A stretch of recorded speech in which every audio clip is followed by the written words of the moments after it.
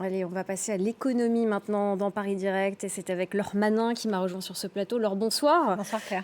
On va revenir avec vous, bien sûr, sur la colère du monde agricole, des Pays-Bas à la Roumanie, en passant évidemment par la France, l'Allemagne ou encore le Royaume-Uni. Un mouvement de fond effectivement à travers toute l'Europe et ce soir à Paris, les deux principaux syndicats d'agriculteurs, la FNSEA et les jeunes agriculteurs étaient reçus à Matignon par le Premier ministre Gabriel Attal ainsi que par le ministre de l'Agriculture Marc Fesneau. Ils sont sortis de la réunion en annonçant qu'il n'y aurait pas de levée des actions sur le terrain sans décision concrète de gouvernement. Mais cette réunion a tout de même été l'occasion de mettre à plat les sujets qui fâchent, c'est savoir d'abord des charges financières estimées trop lourdes, une hausse progressive de la fiscalité sur le gazole non routier qui est perçu comme injuste et puis des normes environnementales qui pèsent trop sur la compétitivité des agriculteurs face à des importations étrangères moins chères et de moindre qualité. Écoutez. Deuxième grand sujet, c'est évidemment des sujets de revenus, de compétitivité, de filières, dans un moment où la France importe un tiers de son alimentation et où les injonctions paradoxales ne cessent pas. On nous demande de monter en gamme, on nous demande de la qualité, de la proximité, de la naturalité. Et pour autant, l'acte de consommation n'est pas celui-là. Dans un monde ouvert à des importations qui n'ont ni nos normes, ni nos critères, ouvert à l'Ukraine dans un moment bien spécifique, mais qui sur le plan agricole questionne.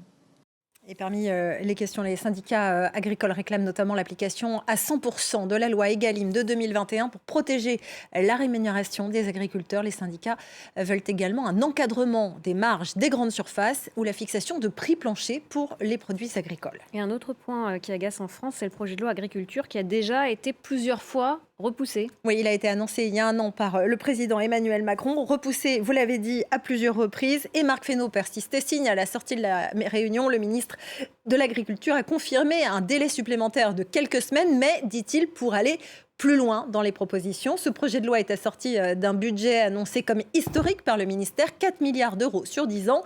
Il a notamment vocation à favoriser le renouvellement des générations dans un secteur vieillissant. Sur les quelques 500 000 exploitants du secteur, 50% doit partir à la retraite dans les 10 prochaines années. Mais forcément difficile de convaincre les jeunes dans un contexte très difficile.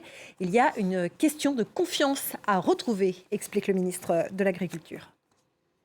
Un besoin de réaffirmer une forme de confiance qui doivent se traduire ensuite dans les actes. La confiance, c'est aussi la confiance de l'administration. C'est comment on fait en sorte que dans nos actes concrets, dans la relation qu'on entretient entre agriculteurs et administration, il y a de la confiance qui se crée avec un sentiment permanent qu'ils ont sur le terrain, d'une défiance, d'un contrôle qui n'est pas pour vérifier simplement la bonne adéquation des moyens ou les règles, mais un sentiment de défiance qui leur est fait sur un certain nombre de sujets. Puis je pense que collectivement, on a un travail à faire pour établir cette confiance et reconnaître aussi, c'est ça que demandent les agriculteurs, la capacité qu'ils ont à produire dans des conditions parfois difficiles et le côté exemplaire de bien des mesures qu'ils prennent ou des mesures qu'ils sont capables d'assumer.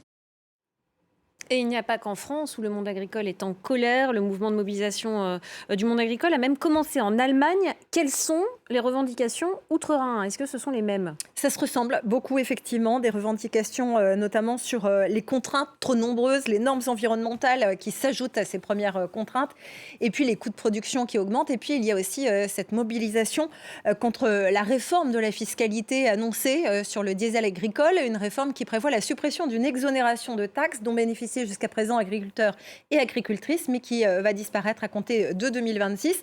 Et puis un autre point qui exaspère, ce sont les lourdeurs administratives. Et ça, le chancelier allemand Olaf Scholz a dit qu'il comprenait ces agriculteurs. Écoutez.